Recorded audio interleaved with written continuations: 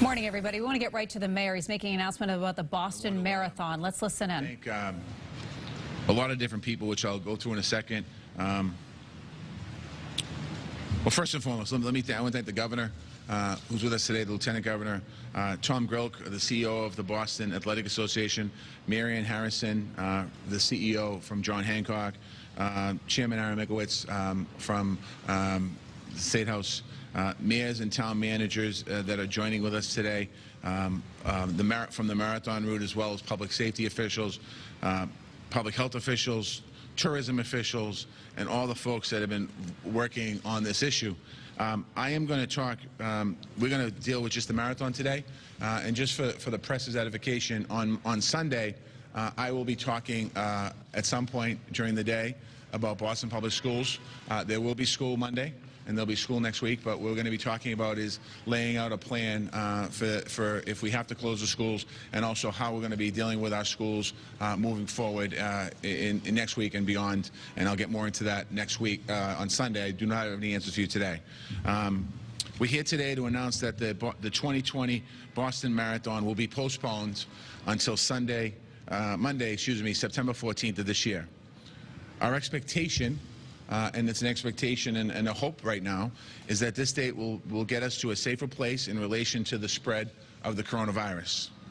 It's a date that the BAA can make work for their runners, and there's been a lot of conversations around what date could work, and the governor's going to talk a little more about this later. With the help, our priority right now is making sure the health and safety of the runners, of the fans, of the medical personnel, first responders, residents of the Commonwealth of Massachusetts, visitors from across the country, visitors from across the world. We want to make sure that we keep people safe. We also are concerned, especially about our elderly and most vulnerable people who might not go anywhere near the marathon, but most at risk for any spread of the coronavirus. That's what all of this is about: protecting vulnerable neighbors and population, and preserving the capacity of our healthcare system in the Commonwealth of Massachusetts. Postponing the marathon is, a lot of you have been asking questions for the last couple of weeks, is certainly a very big undertaking.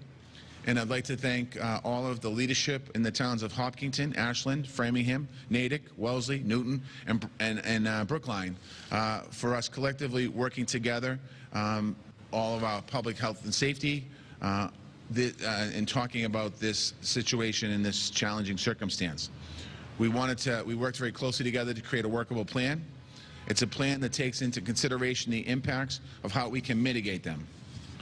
The marathon plays also a major role for local charities and our local economy, and we're going to hear a little bit about that in a little bit. Our plan is to make the weekend of September 14th a cornerstone in a campaign to help businesses, local businesses, recover from this entire episode. One thing that I want to be clear about: I want to discourage anyone from trying to run the course on April 20th. I know that runners had their training plan set for that date, but the roads will not be closed for crowds.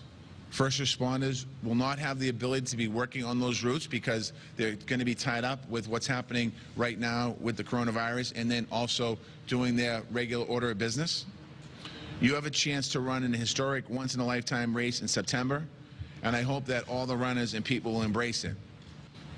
I want to close by saying the marathon is Boston, and is all of us standing here today in Massachusetts. It connects us, it reflects us, it brings out our community spirit and our resiliency. We've shown before that no matter what the challenge is to our marathon and to our city, we are Boston strong. And that's what we will be again this year. In the face of this crisis and Marathon Monday, we are going to continue to lead in the country.